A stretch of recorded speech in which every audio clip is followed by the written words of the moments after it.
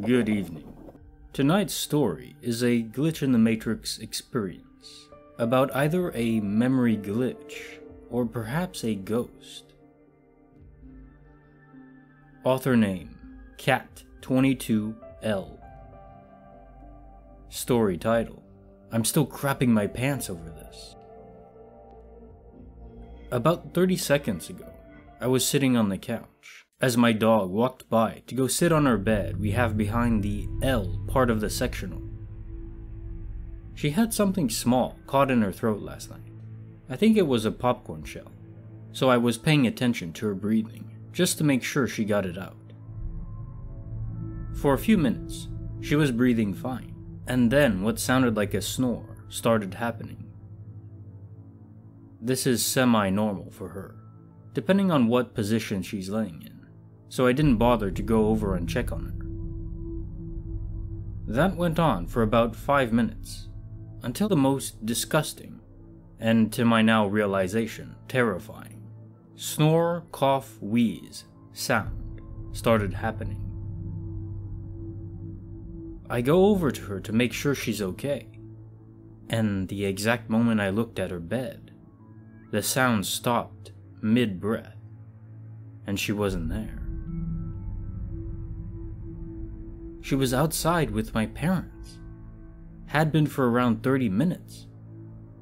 There's no way to get out of the room without walking right past me.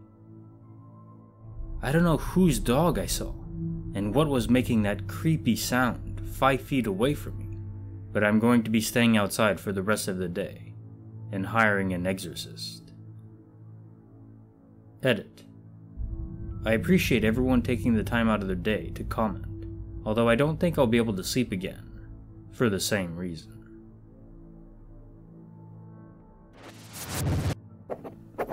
Personal thoughts. I wonder, can dogs, if they die, leave an imprint, perhaps like humans can, and appear as ghosts? You would think so. In my mind, the qualifying trait would be a level of sentience. Whatever it is we categorize as consciousness, being able to have a subjective experience of the world, unique to oneself. And to be honest, we don't know exactly what causes that. Is it simply a phenomena of then the sum being greater than the parts? Such complexity in our brains that they produce a sentient effect, however that happens. Personally, I think it's more than that. You can think of it like this. If you made an exact copy of yourself right now, down to every atomic position, including the brain and the energy states, if you could do this right at this moment, would you then be self-aware in both bodies? I don't think you would. I think there's some qualifying trait within each of us that makes us unique. Something we can't quite measure yet.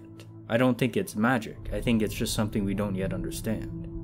Regardless, on this tangent, it's just slightly related because perhaps he was seeing a ghost of a past dog, or maybe it's just a future event that he was seeing play out early.